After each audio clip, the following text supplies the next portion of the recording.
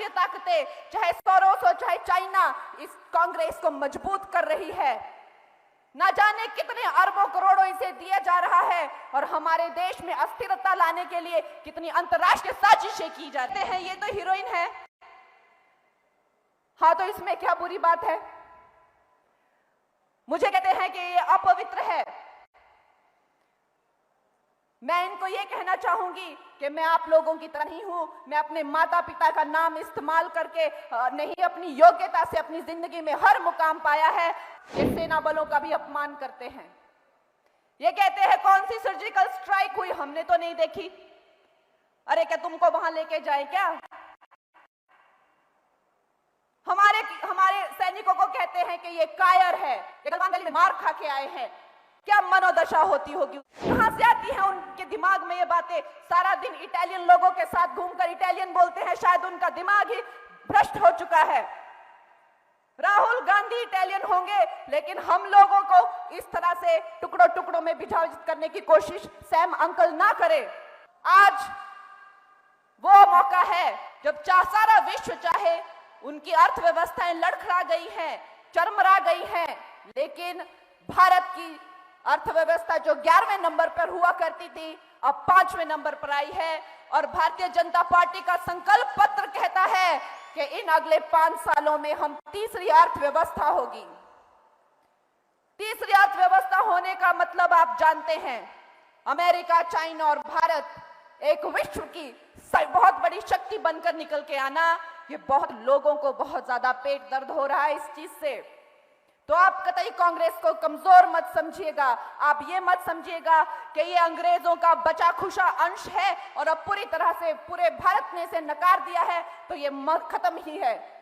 आप ये समझिए कि न जाने कितनी अंतरराष्ट्रीय ताकतें, चाहे सोरोस हो चाहे चाइना, इस कांग्रेस को मजबूत कर रही है। ना जाने कितने अरबों करोड़ों इसे दिया जा रहा है और हमारे देश में अस्थिरता लाने के लिए कितनी अंतरराष्ट्रीय साजिशें की जा रही है। दोस्तों, आप ये मत सोचिएगा कि कांग्रेस सिर्फ एक बची खुची जो है अंग्रेजों का अवशेष है, ऐसा कतई मत सोचिएगा। दोस्तों, एक तरफ तो हमारी भारतीय जनता पार्टी है, जिसके जो संस्कार और संस्कृति है वो किसी से छुपी नहीं है। हमारे जो नेतागण हैं, हमारे नड्डा जी, जिन्होंने आज आकर हमें यहाँ बहुत ही उत्साहित और प्रोत्साहित किया है, आप सब जानते हैं एक सामान्य परिवार से आते हैं। जैसे कि मोदी जी एक सामान्य परिवार से आते हैं। वो बहुत ही संघर्ष कर इन्होंने ये पद प्राप्त किया है। कोई राजा रजवाड़ा से या किसी पारिवारिक विरासत से इन्हें पद नहीं मिला। और अब हम सब जानते हैं, जब इन्हें राष्ट्रीय अध्यक्ष का जब सम्मान मिला था तो पूरे विश्व में हिमाचल का नाम क्या रोशन हुआ। और जब इन्होंने अपने कार्यकाल संभाले तो हिमाचल में एम्स से लेकर अटल टनल, न जाने कितने वैश्विक स्तर के इन्होंने यहाँ पे योजनाएं लाई।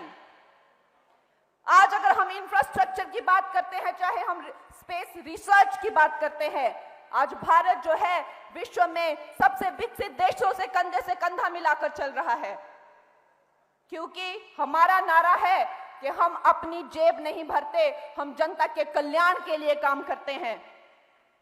मुझे कहते हैं ये तो हीरोइन है, हाँ, तो इसमें क्या बुरी बात है? मुझे कहते हैं कि ये अपवित्र है। मैं इनको ये कहना चाहूंगी कि मैं आप लोगों की तरह नहीं हूं। मैं अपने माता पिता का नाम इस्तेमाल करके नहीं, अपनी योग्यता से अपनी जिंदगी में हर मुकाम पाया है। और शायद यही कारण रहा होगा कि भारतीय जनता पार्टी ने सोचा होगा कि ये बेटी भी हमारे उन सामान्य गरीब परिवार से आती है और ये निश्चय ही गरीबों की सेवा में अपना जीवन लगा देगी, जैसे कि प्रधानमंत्री जी ने और नड्डा जी ने और हमारे सभी नेतृत्व ने लगाया है। हम राजा रजवाड़ों के परिवारों से नहीं आते हैं, हमने गरीबी पुस्तकों में नहीं पढ़ी है।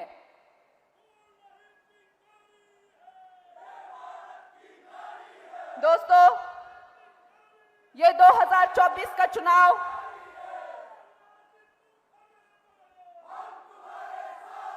हमें एक मुंहतोड़ जवाब देना होगा कांग्रेस पार्टी को, ना कि सिर्फ महिलाओं का। ये सेना बलों का भी अपमान करते हैं। ये कहते हैं कौन सी सर्जिकल हमने तो नहीं देखी। अरे क्या तुमको वहां लेके जाए क्या? हमारे सैनिकों को कहते हैं कि ये कायर है, ये गलवान गली में मार खा के आए हैं। क्या मनोदशा होती होगी उस माता की? क्योंकि आप जानते हैं ये तो वीर भूमि है, हिमाचल वीर भूमि है, जिसने अपना बेटा देश के लिए बलिदान दिया है, देश के लिए उसकी आहुति दी है। क्या उसकी मनोव्यथा होती होगी, आप सोच सकते हैं। लेकिन ये कांग्रेस की यही उसके रिवाज है, यही उनकी नीतियां हैं। इनके वित्त मंत्री ने एक बार कहा था कि ये बेकार और निठल्ले गरीब अनपढ़ गवार लोगों का देश है, ये मोबाइल क्या यूज करेंगे। आज इनको शर्म आती है जो विश्व में मैक्सिमम डिजिटाइजेशन हमारे भारत में होती है और डिजिटल ट्रांजैक्शन भी हमारे भारत में यूपीआई के सक्सेस से इनकी नाक कटनी चाहिए, लेकिन नहीं कटती है। क्योंकि बेशर्म लोगों की नाक नहीं कटती, वो लोग ढीठ होते हैं।